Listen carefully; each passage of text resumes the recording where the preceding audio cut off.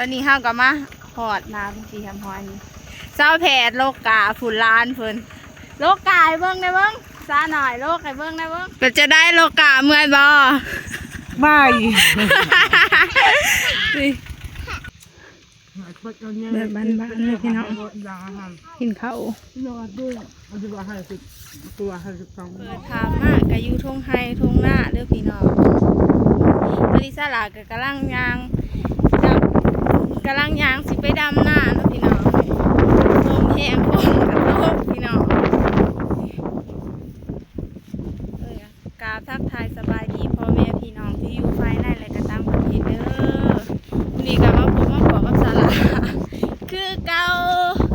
สลากำลังยางไปหน้าพี่น้องยางไปดำหน้าจักยามได้สิหอดพี่น้องเดี๋ยวไปพอกันอยู่หมองดำหน้าเลยเด้อพี่น้องนี่ทงไห้ทงหน้าเขาดำแหล่เลยเขากำลังยางไปดำหน้าอยู่อันนั้นอยู่หัวเซ่พี่น้องเขากำลังยางไปเนาะมีร้านเลยก็เศร้าแผดเนาะยางไปทางกระสีหยาแดงพี่น้องสวนกาแฟข้างๆก็จะมีสวนกาแฟโอ้ยตอนนี้เขากำลังยางสีหอดแล้วว่าสะแผดนี่ก็ทางสวนกาแฟเนาะสวนกาแฟเขาเป็นหมากร้ายเลยพี่น้องสวนกาแฟมาอะไรกำลังยางหนามร้ายแห้งพี่น้องเบิ่งนี่ป้าหนามจะสิไปจะได้ดูเบิ่งกาแฟพี่น้องโอ้ยสะแพดพาร้านผลมะนายางเขามันไก่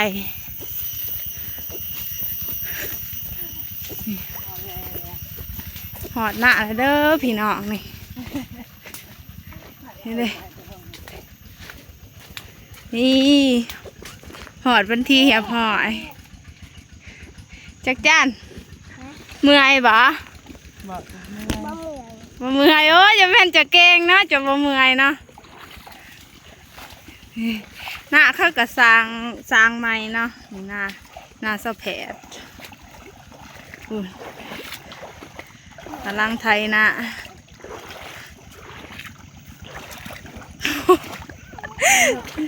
จะไม่ทำม้าไหวแทนมาแฟน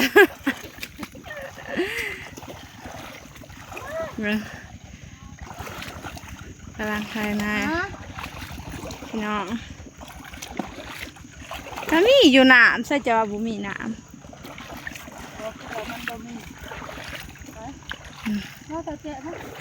มันลึกพูดไทยนะบรรยากาศก็จะได้โลกาเมื่อยบ่ไม่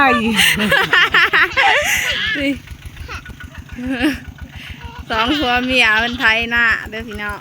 นี่ฮะสิมาโลกา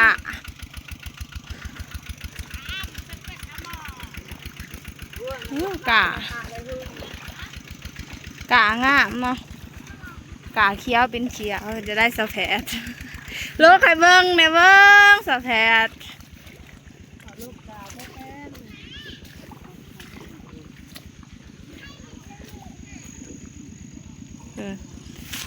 ลูกกะ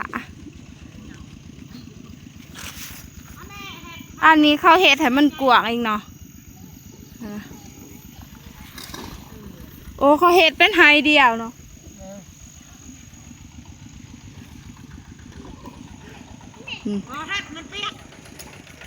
ช้างไทยนะพี่น้องโอ้จะบ่มีเครื่องเขาปี้กันเด้อ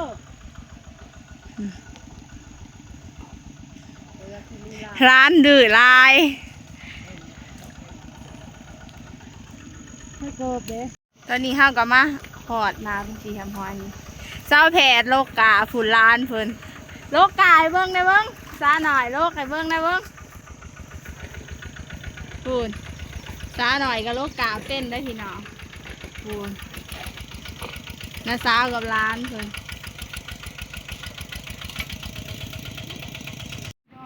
มาเริ่มมาโลกกาพี่น้องตลาดโลกกามาโลกกาเศร้าแขกอยู่ว่าเซ่กางานแห้งพี่น้องตกจักเดือนอันนี้ บ่ฮู้ ไปเดือนนี่บอกกา บ่ฮู้ กางานแห้งพี่น้องเสียมันกางานแห้งกามีจากนาน1 2 3 4 5 6นานฝนกระตกบ่เศร้านะช่วงนี้ช่วงยามฤดูเก็ดหน้าฝนตกคุมือแต่กินข้าวพี่น้องกินข้าวยืนกิน จูแดดซูฟอน ฝนก็กินเลยเด้อพี่น้องมาเด้อพี่น้อง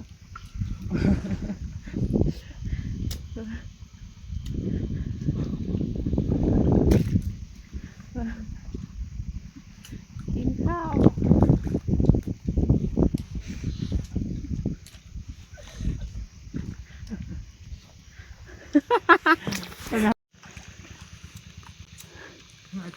แบบบ้านๆเลยพี่น้องกินข้าวน อนด้วยอันที่ว่า50ตัว52มื้ออ้าว กำลังสิออกเมื่อพี่น้อง ตาโบกอะไรเลยรถบ่ตาโบก เจ้าเพชร สภาพ โหนผู้สาวดำหน้าบ่ได้ให้หนึ่งสาวพี่น้องออกเมื่อแต่ คนแม่ให้อ่ะ เมืองทงไฮทงหน้าพี่น้องบรรยากาศประมาณนี้เลยค่ะ